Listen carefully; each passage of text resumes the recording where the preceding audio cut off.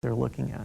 And we have tried to implement a couple times a year for either new employees or people who still don't feel comfortable or forgot, where our finance person comes in and gives a 2-hour seminar on exactly how to read these and what all of these things mean, and opportunities for questions.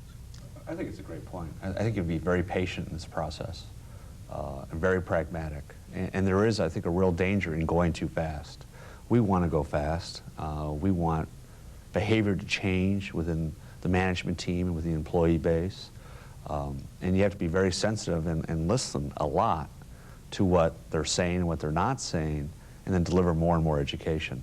And I think the key to the success of this is to be patient and as educational as possible, because it takes a while to grasp. While I was at SAIC, it was recommended to me that it would take 3 years to understand employee ownership as a new employee.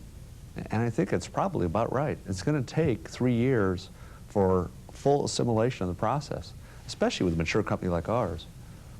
What changes, Dan, have you seen in the way that employees behave in the last 9 months? One, I think they're much more globally aware of what's going on in the company. They're much less myopic as to their own jobs and their own transactions. I think people are looking for ways to improve the company, and more than just growth. We've had a lot of conversations on value and values within the company, values for the employees, values and ethics as to how we operate. And I think they're becoming much more involved in a variety of things within the company, not just sales or not just finance or admin, much more involved as to what the right thing to do is for the entire company. Some of the articles about open book management talk about the importance of games and having fun. Stan, what do you do at HRG to have fun? Well, I think we're looking for new employees, and we've ended up with a team of employees today that's just a natural part of our makeup.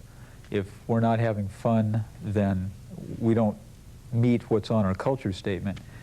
And probably at this point, we wouldn't want to have anyone join us who didn't know how to have fun while they're working very hard. We don't have formal programs around fun and games. It just comes out of what we do. I appreciate Paul's comment on that. I feel that this whole concept of games and fun is really being created because there's a new level of stress and responsibility when you're an employee owner. I'm glad you said that about stress, because I want you to talk more about that. Well, we have two owners here. They have a lot of stress. They're, you know, they have their financial assets of their home mortgages and the lines of credit that you probably have, and the building, leasing, and so on. Every time you have all of these investments, they have to produce to move forward. As you become an employee owner, to some extent, you have some of these responsibilities as well. Over 20% of my annual salary last year was in profit distribution and employee ownership types of income. So if that goes away, I mean, if I'm not performing, that goes away. So there is an element of stress there. There's an element of responsibility. A part of the profit sharing is based on getting paid for the work that we do. We have a money-back guarantee. So it's very important to me that I make sure my customers are very satisfied with the work so that they send the check. If the check is past 30 days due, rather than waiting for the finance department to call them, I'm probably going to be getting on the phone to call them. So these are the types of stressors that are involved, and people are charged up to create value and quality. But that does tend to make it harder to get through your day rather than having an entitlement type of position. But I think what we have done at HRG as far as making fun part of the culture and trying to get people to crack jokes and enjoy their work and support each other and communicate, I think that is probably the final goal. Sometimes games end up just being a manipulative way to break up the tension. And I'd like to watch out for that. Sometimes I think games can be very valuable too. But Mark, have you used games at all at Stellcom?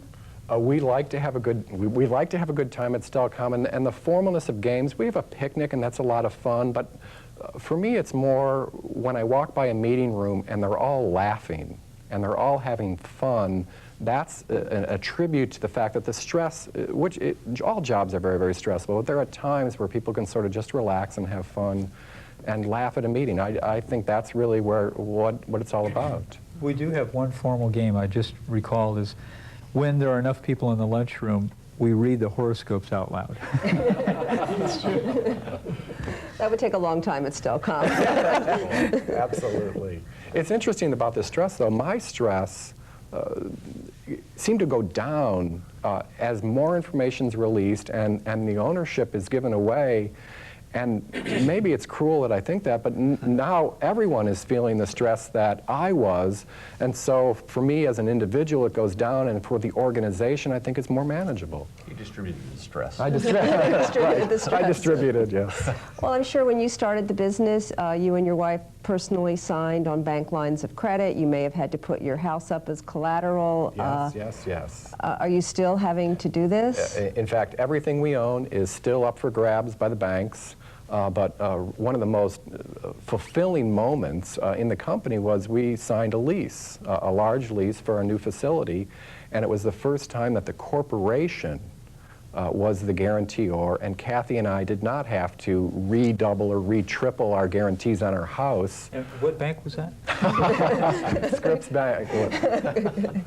Right. And so, yeah, everything you've got is up for grabs 2-3 times by various lenders, and to have a lease not be co-signed by me was just a tremendous feeling on my part. I'm sure there's still some decisions that you make yourself. What are those kinds of decisions? Boy, there really is not a lot.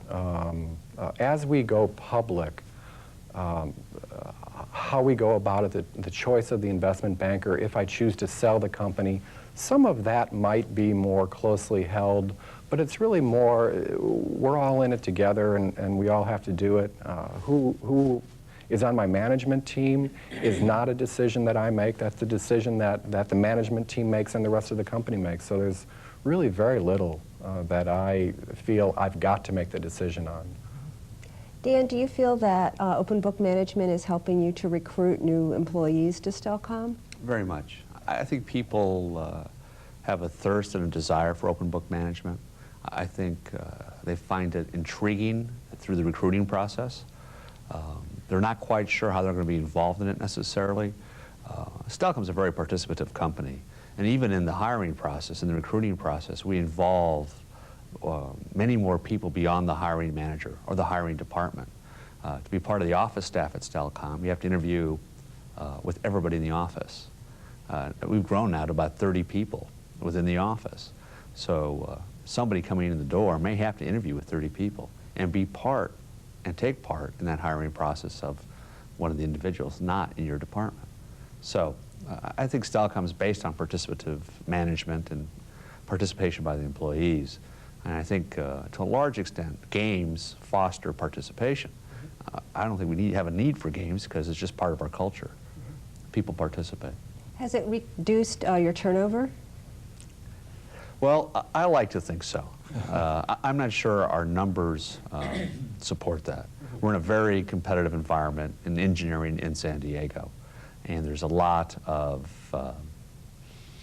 inducements to leave a firm like Stellcom. Because you have a lot of engineers and they're very much in demand in today's labor Very force. much so, very much so. I would argue that reduction of turnover is not a goal.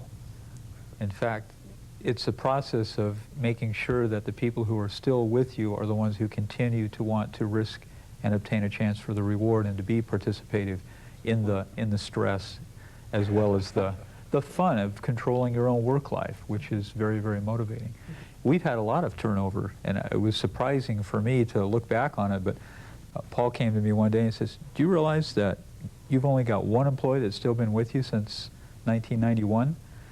And I realized it was true, and every one of those turnovers was the right thing for that person, and it was the right thing for our company. And if it hadn't happened, we wouldn't be as successful as we are today. Not a good, not a bad, but turnover reduction isn't the goal. The right team is the goal. We talked about salaries earlier, and I'd like to go back to it for a